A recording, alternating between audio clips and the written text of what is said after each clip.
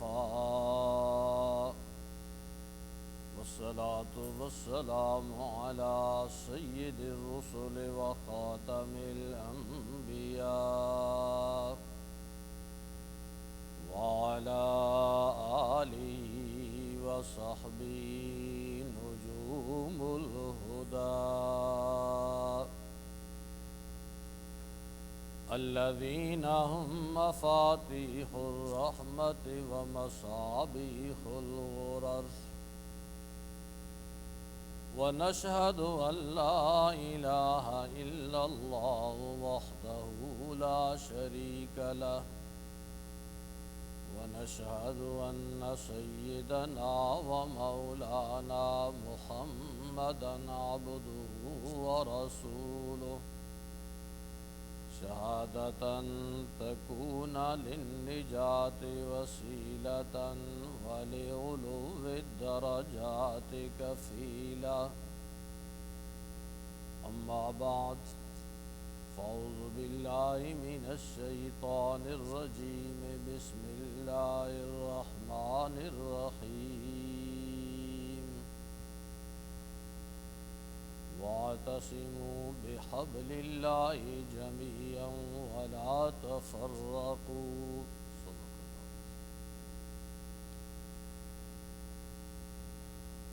برادران محترم، عزیزان ملت،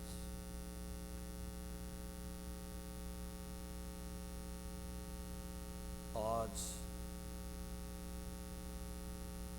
یہاں حاضری کا موقع ملا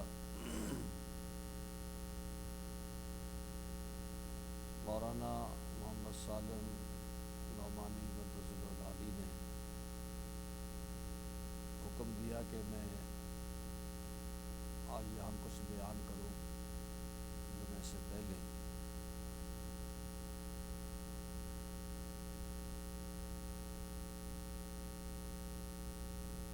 تو عرض یہ ہے کہ ابھی چند ہی دنوں پہلے رمضان المبارک ہم سے رخصت ہوا۔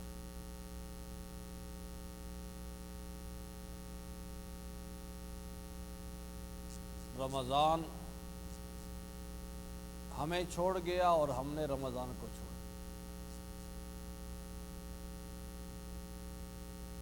برکتوں والا مہینہ، عظمتوں والا مہینہ، رحمتوں والا مہینہ، کائنات کے رب نے ایک مرتبہ پھر ہمیں نصیب فرمایا ہماری زندگی۔ نہ جانے اگلا رمضان ہم میں سے کس کو نصیب ہوتا ہے کس کو نہیں ہوتا، یہ اللہ ہی جانتے ہیں۔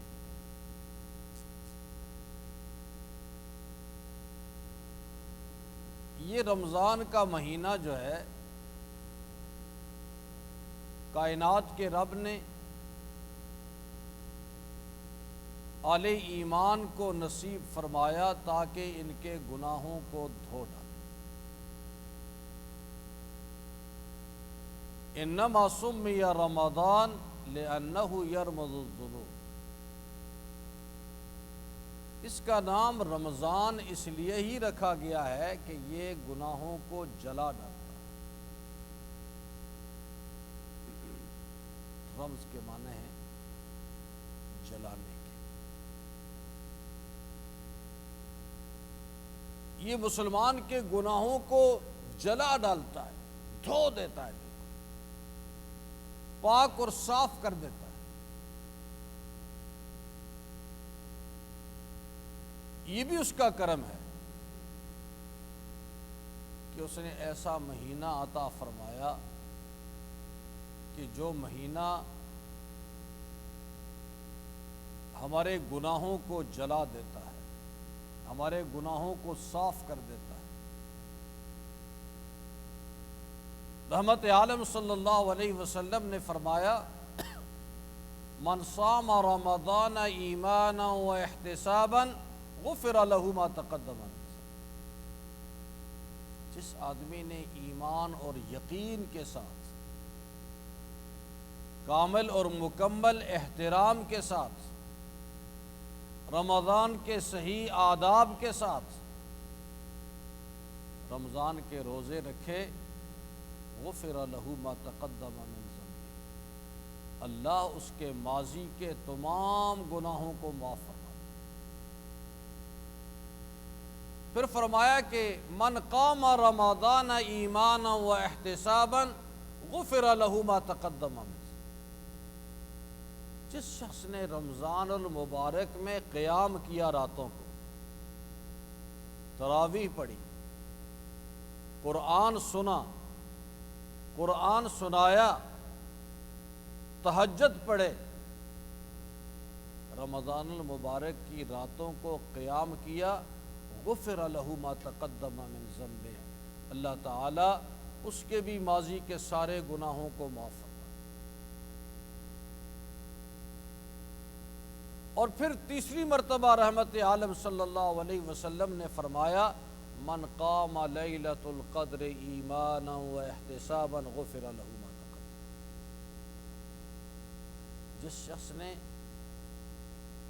لیلۃ القدر میں، شب قدر میں قیام کیا ایمان اور یقین کے ساتھ، غفر لہ ما تقدم من ذنبہ، اس کے بھی ماضی کے تمام گناہ اللہ تعالیٰ معاف فرما دے۔ حضرت صلی اللہ علیہ وسلم نے رمضان کی 3 چیزوں کا ذکر فرمایا،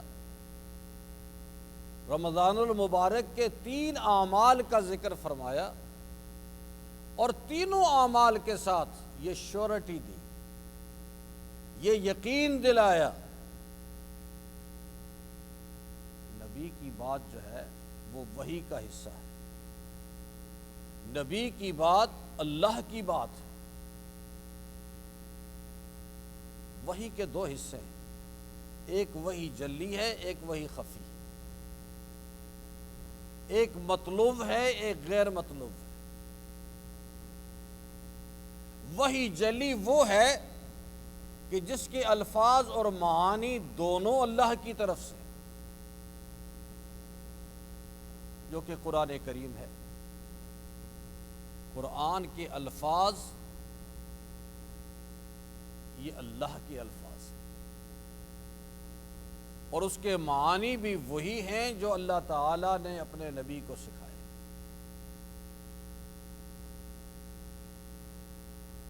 اسی لیے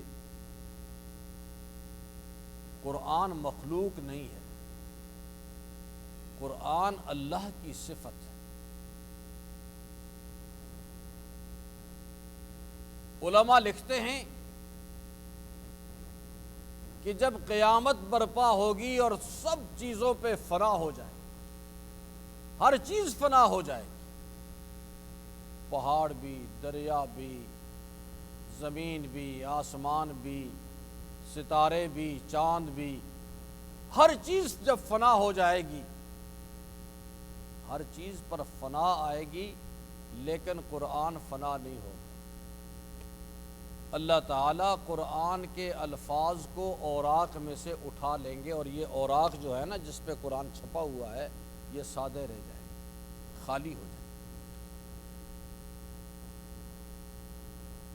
تو قرآن جو ہے اس کے الفاظ اور معانی دونوں اللہ کی طرف سے،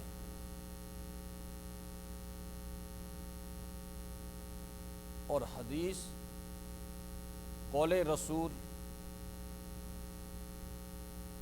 یہ وہ وحی ہے کہ جس کے الفاظ تو اللہ کے نہیں ہیں، لیکن اس کا مضمون اللہ تعالیٰ نے اپنے نبی کے سینے میں، نبی کے دل میں راسخ کر دیا، اتار دیا، اور نبی نے اس مضمون کو اپنے الفاظ میں ادا کیا۔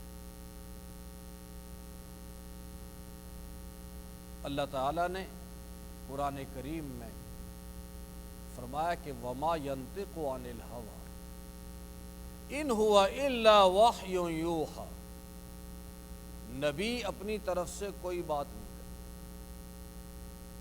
نبی وہی بات کہتا ہے، وہی بات نبی فرماتے ہیں جو اللہ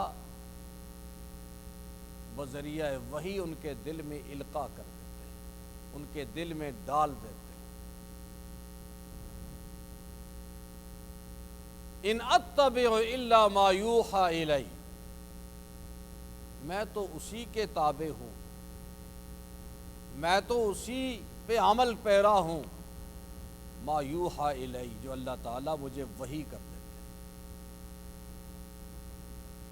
اس طرح جس طرح قرآن پر ایمان لانا ضروری ہے، ایمان کا حصہ ہے، اسی طرح حدیث پر بھی ایمان لازمی حصہ ہے۔ ایمان اگر ایک آدمی کہتا ہے جی میں قرآن کو مانتا ہوں، حدیث کو نہیں مانتا، جی وہ مسلمان نہیں۔ یا کوئی آدمی کہتا ہے میں حدیث کو مانتا ہوں لیکن قرآن کو نہیں مانتا، وہ بھی مسلمان نہیں۔ اس لیے کہ ایمان جو ہے، ایمان کا تقاضا یہ ہے، ایمان کمپلیٹ ہی تب ہوتا ہے، وہ مکمل ہی تب ہوتا ہے کہ جب دونوں پر ایمان ہو، قرآن اور حدیث۔ اور قرآن کریم خلاصہ ہے یا متن ہے، اور حدیث مبارکہ اس کی تشریح ہے۔ قرآن کو بغیر حدیث کے سمجھا ہی نہیں جا سکتا۔ قرآن کریم میں اللہ تعالیٰ نے فرمایا کہ اقیموا الصلاۃ، نماز قائم کرو۔ نماز کس طرح قائم کی جائے، نماز کس طرح ادا کی جائے، یہ قرآن کریم ہمیں نہیں بتا، ہمیں نہیں پتہ چلتا قرآن سے کہ نماز کیسے قائم کی جائے۔ یہ کیسے پتہ چلا؟ یہ پتہ چلا جناب نبی کریم علیہ الصلوۃ والسلام کے عمل سے اور آپ کے فرمان سے۔ اور آپ صلی اللہ علیہ وسلم کو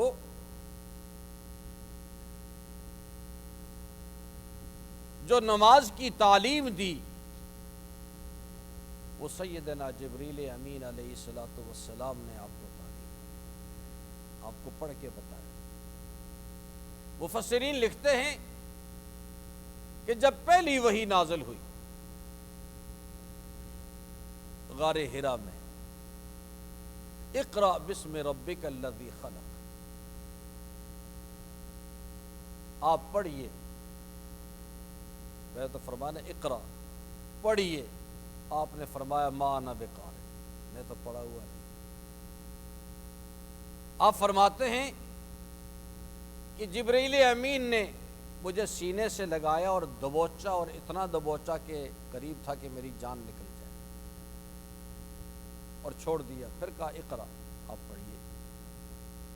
آپ صلی اللہ علیہ وسلم نے پھر وہی جواب دیا۔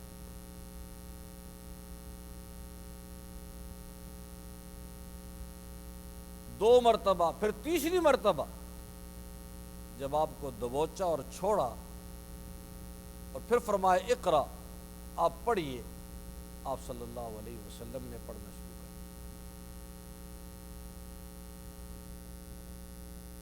مفسرین یہ بھی لکھتے ہیں کہ یہ جس چیز کو کہا جا رہا تھا کہ پڑھیے، اور آپ فرما رہے تھے کہ ما انا بقارئ، میں تو پڑھا ہوا نہیں ہوں، آیا یہ زبانی پڑھنے کے لیے کہا گیا تھا یا کہ لکھی ہوئی چیز آپ کے سامنے رکھی تھی؟ مفسرین لکھتے ہیں، اور ویسے بھی زبانی پڑھنا جو ہے، آپ کہتے ہیں کہ بھئی یہ فلاں جملہ کہیے، تو کہنے والا کہہ دیتا ہے، ریپیٹ کر دیتا ہے، لیکن یہ لکھی ہوئی تختی تھی، یا کپڑے پہ لکھا ہوا تھا، یا تختی پہ لکھا ہوا تھا، جس کے متعلق کہا جا رہا تھا کہ پڑھیے، اور آپ فرما رہے تھے کہ ما انا بقارئ۔ جب تیسری مرتبہ دبوچا اور چھوڑ دیا، تو وہ قرات کا علم جو ہے، پڑھنے کا علم، جبرائیل امین کے سینے سے حضور کے سینے میں منتقل ہو گئی، اور اس کے بعد آپ صلی اللہ علیہ وسلم نے پڑھنا شروع کر دیا۔ فرمایا اقرأ بسم ربک الذی خلق، پہلی وحی، اور وحی کا یہ پہلا قطرہ ماہ رمضان المبارک میں قلب محمد صلی اللہ علیہ وسلم پہ نازل۔ یہ رمضان کا مہینہ تھا اور یہ رات تھی لیلۃ القدر۔ قرآن مجید کریم کا ایک نزول جو ہے لوح محفوظ سے آسمان دنیا پہ ہوا، اور دوسری مرتبہ نزول جو ہے وہ آسمان دنیا سے آپ صلی اللہ علیہ وسلم کے قلب مطہر پہ ہوا۔ یہ دونوں نزول جو ہیں یہ قرآن کریم کے یہ ماہ رمضان المبارک میں اور شب قدر میں۔ فرمایا اقرأ بسم ربک الذی خلق، آپ پڑھیے اپنے رب کے نام سے، پڑھیے اپنے رب کے نام سے۔ وہ ہے کہ پہلی وحی میں کائنات کے رب نے انسان کو اپنے خالق کی طرف متوجہ کیا کہ انسان تیرا رب کوئی ہے، تیرا پیدا کرنے والا کوئی ہے، پڑھیے اس کے نام سے۔ اقرأ بسم ربک الذی خلق، جس نے تجھے پیدا کیا ہے، عدم سے وجود بخشا ہے، نیز سے ہست کیا ہے، تیری پہچان پیدا کی ہے۔ کل تجھے کوئی جانتا بھی نہیں تھا، آج جانتے ہیں کہ یہ عزیز ہے، یہ ارشد ہے، یہ نعمان ہے، یہ فلاں ہے، یہ فلاں ہے، یہ فلاں ہے۔ آج جو نام پیدا ہوئے ہیں، تمہارا نام آیا ہے، تو یہ تمہاری تخلیق کی وجہ سے آیا۔ آسمان بھی تخلیق نہ ہوتا تو اس کو کوئی آسمان نہ جانتا، زمین تخلیق نہ ہوتی اس کو کوئی زمین نہ کہتا، لیکن جو چیز تخلیق ہوئی، ستارے ہیں، چاند ہیں، سورج ہے، یہ پہاڑ ہیں، سمندر ہے، دریا ہیں، نہریں ہیں، یہ لہلہاتے کھیت ہیں، سرسبز و شاداب باغات ہیں، یہ سارے کے سارے ان کے نام آئے ہیں اس کی تخلیق کے بعد۔ ہر چیز پیدا ہوئی، پیدا ہونے کے بعد اس کا نام آیا۔ جب زمین کھنڈر ہوتی ہے اسے کوئی کھیت نہیں کہتا، اسے کوئی باغ نہیں کہتا، لیکن جب اس کے اندر پودے لگتے ہیں، جب اس کے اندر فروٹ کے درخت لگائے جاتے ہیں، جب زمین کو بویا جاتا ہے ہموار کر کے، تو پھر کہا جاتا ہے یہ کھیت ہے، یہ باغ ہے، اس لیے کہ اسے بنایا گیا ہے، اسے تیار کیا گیا ہے۔ اگر یہ خالی زمین ہو تو اس کو مکان کوئی نہیں کہے گا، اس کو مکان کا نام تب ملے گا جب آپ اس کی دیواریں کھڑی کر کے اس کے اندر جو ہے جو مکان کے لوازمات ہیں وہ جب کھڑے آپ تیار کریں گے اور بنائیں گے، پھر اس کا نام ایک مکان کا ہوگا۔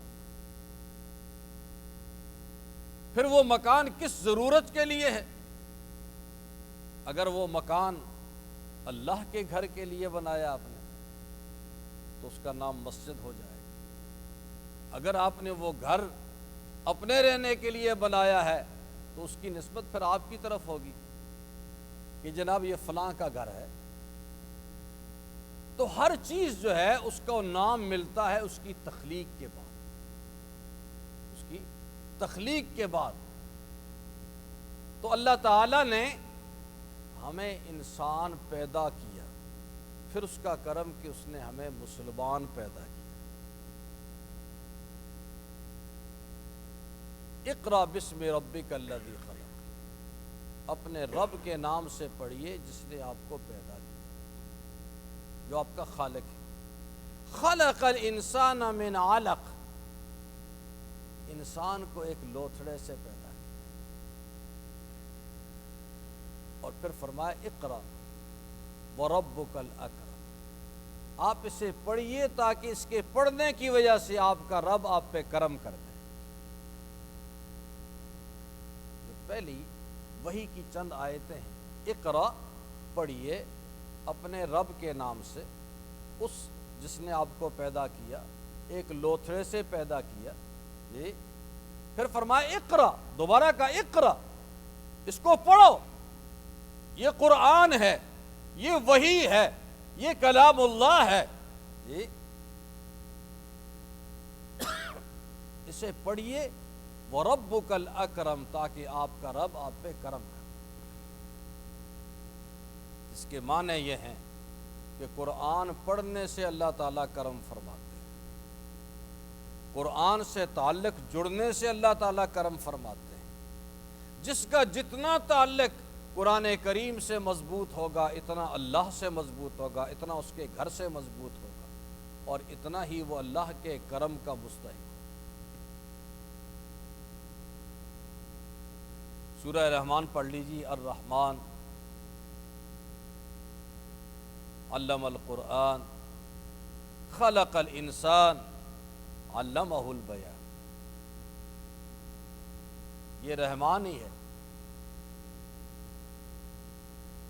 جس نے قرآن سکھایا تھا، یہ رحمان ہی ہے خلق الانسان جس نے انسان کو پیدا فرمایا، اور پیدا فرما کر یوں ہی نہیں چھوڑا، وَعَلَّمَهُ الْبَيَانَ، اللہ تعالیٰ نے اس کو بولنا سکھایا۔ یہ جو ہم بول رہے ہیں نا، یہ اللہ کے کرم سے بول رہے ہیں، اس کی مہربانی سے بول رہے ہیں۔ کائنات کے رب نے ہمیں بولنے کی صلاحیت عطا فرمائی، جبکہ ہماری ہی سوسائٹی میں، ہمارے ہی سماج میں، ہمارے ہی ارد گرد ماحول میں کچھ ایسے لوگ بھی ہیں جو بول نہیں سکتے، جو گنگے ہیں۔ کائنات کے رب نے ہمیں آنکھیں عطا فرمائی، ہمیں دیکھنے کی صلاحیت عطا فرمائی، جس سے ہم اپنے ماں باپ کی زیارت کرتے ہیں، ماں باپ کی زیارت کرتے ہیں۔ میں زیارت اس لیے کہتا ہوں کہ ماں باپ کے چہرے کو محبت سے دیکھنا یہ بہت بڑے اجر و ثواب کا کام۔ جس کے ماں باپ نہیں ہیں ان سے پوچھیے جا کر، احساس اس وقت ہوتا ہے جب نہ ہو، جب ہوتے ہیں اس وقت احساس نہیں ہوتا۔ ماں باپ کو محبت کے ساتھ دیکھنے سے اللہ تعالیٰ حج کا ثواب عطا فرماتا ہے۔ کتنا بڑا مقام۔ انشکر لی ولوالدیک، اللہ فرماتے ہیں میرا شکر ادا کرو اور اپنے ماں باپ کا، اس لیے کہ ہمارے وجود کا سبب جو ہیں وہ ہمارے ماں باپ، ماں باپ نہ ہوتے تو ہم بھی نہ ہوتے۔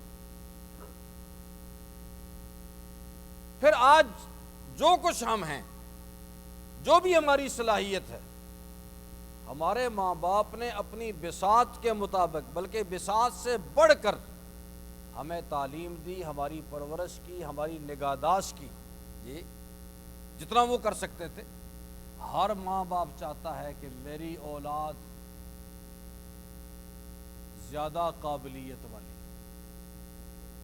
زیادہ تعلیم والی ہو، زیادہ صلاحیت والی ہو، جی۔ دنیا میں کوئی رشتہ ایسا نہیں کہ جس رشتے میں کوئی آدمی یہ چاہے کہ دوسرا مجھ سے آگے چلا جائے، کوئی ایسا رشتہ نہیں۔ ایوان سگے بھائی ہیں اگر، تو وہ بھی ایک بھائی نہیں چاہتا، فطری طور پر بہت سارے ایسے ہیں، میں نہیں کہتا کہ میں کلی طور پر میں اس کو مسترد نہیں کرتا، بہت سارے ایسے بھائی ہیں جو اپنے بھائی کو اپنے سے زیادہ آگے دیکھنا چاہتے ہیں، لیکن اکثریت کا حال یہ ہے کہ ایک بھائی وہ دل سے کبھی نہیں چاہتا کہ یہ دوسرا مجھ سے آگے چلا جائے۔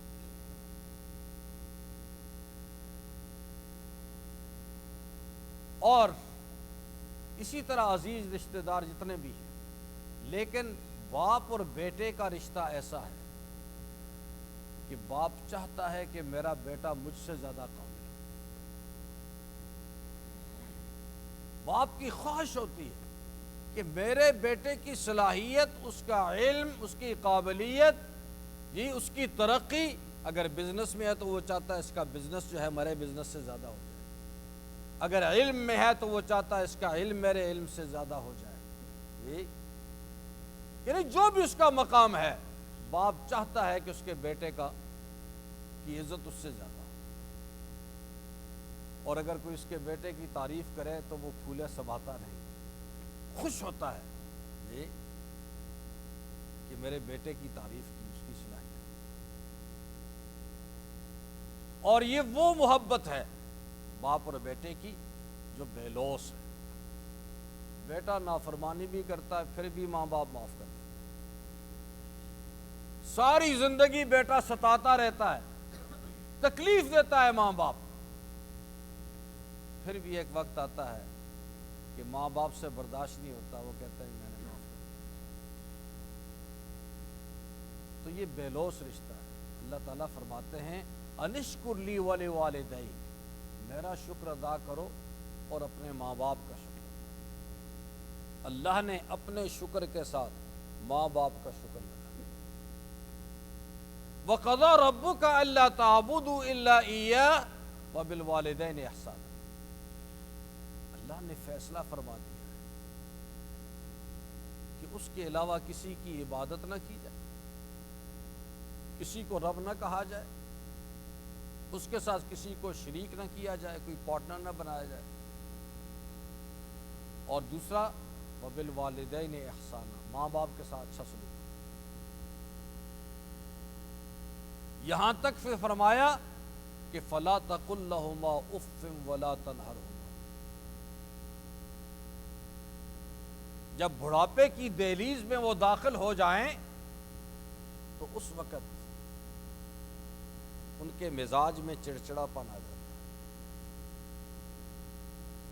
ان کا مزاج جو ہے وہ بچوں کی طرح ہو جاتا ہے۔ اس طرح بچہ جو ہے وہ چھوٹی سی بات پہ خوش ہو جاتا ہے اور چھوٹی سی بات پہ ناراض بھی ہو جاتا ہے۔ یہی کیفیت بڑھاپے کی زندگی میں ہوتی ہے، اس لیے فرمایا کہ جب اس کیفیت میں وہ ہوں فَلَا تَقُل لَّهُمَا أُفٍّ وَلَا تَنْهَرْهُمَا، اگر وہ تمہیں غصہ کر دیں، کوئی ایسی بات کہہ دیں تو ان کے سامنے اف بھی نہ کرو۔ اس کے معنی ہیں کہ کوئی ایسی بات نہ کہو جس سے ان کے دل پہ خراش آ جائے، جس سے ان کا دل ناراض ہو جائے، ان کے دل میں یہ میل آ جائے کہ ہائے یہ میرا بیٹا ہے جو مجھ سے اس طرح بات کرتا ہے۔ بہرحال میں عرض کر رہا تھا کہ قرآن کریم وہ نعمت ہے کہ جس کا دیکھنا، جس کا پڑھنا، جس کا سننا، جس سے محبت کرنا، ہر چیز پر اللہ تعالیٰ اجر عطا فرماتا ہے۔ اور یہ قرآن اللہ تعالیٰ نے کب ہمیں عطا فرمایا؟ ماہ رمضان جو گزر گیا، جس کا میں ابھی ذکر کر رہا تھا کہ قرآن رمضان ہم سے چلا گیا اور ہم نے رمضان کو چھوڑ دیا اپنی تمام رحمتوں، برکتوں اور عظمتوں کے ساتھ رخصت ہو گیا، جس کے متعلق آقا دو عالم صلی اللہ علیہ وسلم نے فرمایا کہ ہلاکت ہو اس شخص پر جبرائیل امین نے کہا ہلاک ہو وہ شخص جس پہ رمضان کا مہینہ گزر جائے اور اس کی مغفرت نہ ہو۔ حضور نے آمین فرمایا۔ یعنی اللہ تعالیٰ نے یہ مہینہ بھیجا ہی اس لیے ہے تاکہ ہمیں صاف کر دے، ہمارے پچھلے گناہوں کو دھو ڈالے، جلا ڈالے۔ یہ قرآن اللہ تعالیٰ نے عطا فرمایا اس امت کو ماہ رمضان المبارک، اور رمضان کو جو عظمت نصیب ہوئی وہ بھی قرآن کی وجہ سے، اور اس قرآن کے نزول کے ساتھ ہی اللہ تعالیٰ نے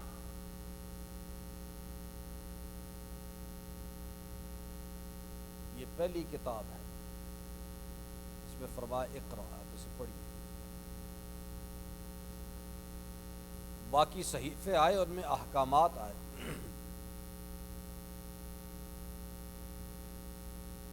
باقاعدہ اس طرح پڑھنے کا حکم نہیں ہوا، ان کی باقاعدہ تلاوت نہیں ہوتی تھی، ان کے احکامات پہ عمل ہوتا۔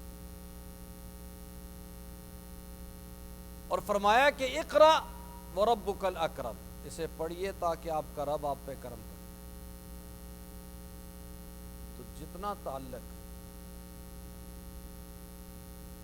ہم نے رمضان المبارک میں قرآن کے ساتھ جوڑے رکھا تھا، اس تعلق کو برقرار رکھیے، اس لیے کہ رمضان تو چلا گیا، لیکن رمضان کا رب تو ابھی ہمارے ساتھ ہی۔ ان اللہ حی لا یموت، الحی القیوم، اللہ زندہ ہے، قائم بھی ہے اور قائم رکھنے والا بھی ہے۔ ہم جو قائم ہیں یہ اس کے قائم کرنے سے قائم ہے، دنیا جو قائم ہے یہ اس کے قائم رکھنے سے قائم ہے۔ آج دنیا جو قائم ہے نا، یہ اس لیے قائم ہے کہ روئے زمین پر ایک لمحہ بھی ایسا نہیں جب اللہ کے کلام کی تلاوت روئے زمین پر نہ ہوتی، ایک لمحہ۔ جس کی وجہ سے یہ ساری دنیا قائم ہے، اپنی لاکھوں بغاوتوں کی وجہ سے کے باوجود، ہماری بغاوتوں کے باوجود اللہ تعالیٰ نے ہم پہ کرم کیا ہوا ہے، اور ہم دنیا پہ جو ہے چل پھر رہے ہیں، اس لیے کہ روئے زمین پر ایک لمحہ بھی ایسا۔ قرآن کے معنی ہے پڑھے جانے والی کتاب، پڑھی جانے والی کتاب، اور قرآن سب سے زیادہ پڑھی جانے والی کتاب ہے دنیا۔ سر میں نے کہا نا کہ ایک لمحہ بھی ایسا نہیں، آپ ٹائمنگ کو دیکھ لیں، ہر 10 میل کے بعد، ہر 15 میل کے بعد، 30 میل کے بعد وقت چاہیے۔ میں صرف ایک نماز کی بات کرتا ہوں، آپ فجر کو لے لیں یا مغرب کو لیں، یہاں مغرب 5 منٹ پہلے ہوتی ہے، کچھ دور چلے جائیں تو 5 منٹ کے بعد جو ہے وہ مغرب ہوگی۔ یہاں نماز پڑھنے والا مغرب میں جو تلاوت کر رہا ہے وہ ابھی نماز ختم نہیں کر پاتا کہ دوسری جگہ شروع ہو جاتی، وہ ختم نہیں کر پاتا کہ تیسری جگہ شروع ہو جاتی، وہ ختم نہیں کر پاتا کہ چوتھی جگہ شروع ہو جاتی۔ اور اسی طرح آج تو ہمارے دلوں کے اندر نا قرآن کی وہ عظمت نہیں ہے، ہم تو سمجھتے ہیں یہ قرآن سیکھنے والے تو ویسے ہی یار وقت ضائع کرنے، بچوں کو بھی نہیں لگاتے، لیکن اللہ کا جو کرم اس کائنات پر ہے وہ ان بچوں کی وجہ سے ہے جو مکتب میں بیٹھے، مدارس میں بیٹھے، یہ دینی اداروں میں بیٹھے قرآن یاد کر رہے ہیں، مسلسل پڑھے جا رہے ہیں۔ وہ پاکستان میں بھی پڑھ رہے ہیں، افریقہ میں بھی پڑھ رہے ہیں، امریکہ میں بھی پڑھ رہے ہیں، دنیا کے ہر کونے کونے میں۔ اور سب سے زیادہ حرمین الشریفین میں 24 آور تلاوت ہو رہی، 24 گھنٹے۔ تو روئے زمین پر ایک لمحہ بھی ایسا نہیں جبکہ قرآن کی تلاوت نہ ہو رہی، ہر وقت قرآن کی تلاوت ہو رہی، جس کی وجہ سے، جس کی برکت سے اللہ تعالیٰ نے ہم پہ کرم کیا ہوا ہے۔ ہماری بغاوتوں پہ وہ ہمیں ایک دم سے نہیں پکڑتے، ہلکے ہلکے تھپیڑے لگتے ہیں تاکہ انسان سنبھل جائے۔ کسی بزرگ نے کہا تھا کہ معاف کیجئے، ہماری کیفیت جو ہے نا اس اونٹ سے بھی بدتر ہے کہ جس اونٹ کو اس کا مالک جو ہے وہ چابک رسید کرتا ہے تو وہ سمجھ جاتا ہے کہ میرا راستہ غلط ہو گیا، وہ ٹھیک راستے پہ چلنا شروع۔ آپ دیہاتوں میں دیکھتے ہوں کہ کھیتوں کے اندر کہ جب کسان ہل چلاتا ہے، اب تو ٹریکٹر آ گئے ہیں نا، لیکن بے شمار جگہوں پہ اب بھی جو ہل چلتا ہے، جب ہل چلاتا ہے تو وہ جو بیل ہے یا جو بھی جانور اس کے آگے باندھا ہوا ہے وہ ٹھیک چلتا ہے تو صحیح رہتا ہے، لیکن ذرا غلط ہوتا ہے تو اس کو وہ چابک رسید کرتا ہے، لاٹھی مارتا ہے، جو کہ ایک تنبیہ ہوتی ہے کہ تو غلط جا رہا ہے، وہ فوراً ٹھیک ہو جاتا ہے، وہ فوراً اپنے ٹھیک لائن پہ آ جاتا ہے۔ تو فرماتے ہیں کہ ہماری کیفیت تو اس جانور سے بھی بدتر ہو گئی ہے، اسے چابک رسید ہو، اسے اس پہ کی پشت پر اگر لاٹھی برسے وہ سنبھل جاتا ہے کہ میرا مالک مجھ سے ناراض ہے، میں اپنا راستہ ٹھیک کر لوں۔ لیکن ہماری کیفیت یہ ہے کہ ہمیں چابک لگ بھی رہی ہے لیکن اس کے باوجود ہم سنبھلنے کے لیے تیار نہیں ہیں، ہم اپنا راستہ درست کرنے کے لیے تیار نہیں ہیں، اپنا قبلہ ٹھیک کرنے کے لیے تیار نہیں۔ ہمارا خدا ایک ہے، رسول ایک ہے، کتاب ایک ہے، کعبہ ایک ہے جی، لیکن اس کے باوجود چھوٹی چھوٹی باتوں پر ہم ایک دوسرے کے اتنے اگینسٹ چلے جاتے ہیں، اتنے دور چلے جاتے ہیں کہ جہاں سے پھر واپسی ممکن نہیں ہوتی۔ ایک ایگو آ جاتا ہے ہمارے اندر، غرور و تکبر آ جاتا ہے۔ اللہ تعالیٰ فرماتے ہیں کہ جس طرح تمہارا اتحاد، تمہاری یگانگت، تمہاری وحدت رمضان المبارک میں مسجد کے ساتھ تھی، مسجد کے اندر ساتھ تمہارا تعلق تھا، اس تعلق کو برقرار رکھیے، رمضان کے بعد بھی برقرار رکھیے، قرآن سے اپنا تعلق، خدا کے گھر سے تعلق، اس لیے کہ نور جو ہے وہ مسجد پہ نازل ہوتا ہے جہاں عبادت ہوتی ہے، اور وہاں سے پھر اس پورے علاقے میں اسپریڈ ہوتا ہے۔ دعا فرمائیے اللہ تعالیٰ مجھے بھی آپ کو بھی اس نور سے استفادہ کرنے کی توفیق عطا فرمائے۔ اللہ تعالیٰ ہم سے وہ کام کرائے جس میں اس کی رضا ہو، ان کاموں سے بچنے